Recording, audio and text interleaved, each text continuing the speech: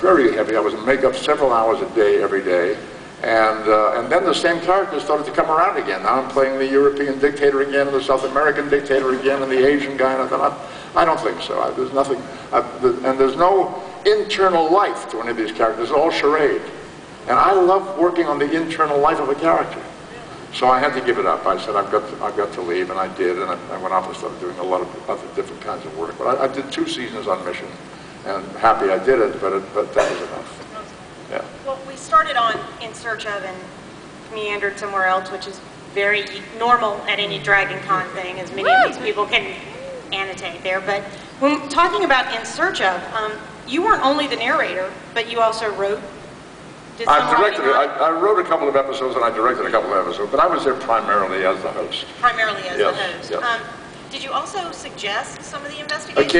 Occasionally. I did some extensive work on the subject of Vincent van Gogh, famous artist Vincent van Gogh. And I proposed an episode about him, about Vincent, and because there were some interesting questions about what his life was really all about. And we did do that episode. I went to the various places in Europe, in France and England and so forth, where he had lived and worked. And I visited the hospital where he was hospitalized after he cut his ear. I was in the room where he died, in his brother's arms. It was a very emotional experience for me because I became very closely involved with the study of this person. And I toured the United States doing a one-man show called Vincent. And in fact, I played it here in Atlanta at the Peachtree Playhouse some years ago. We eventually videotaped it and at the Guthrie Theater, and that videotape I think is still available. And there are still occasionally actors who go out and do this play, which makes me very happy to know the play has a life in spite of the fact that I'm not doing it anymore.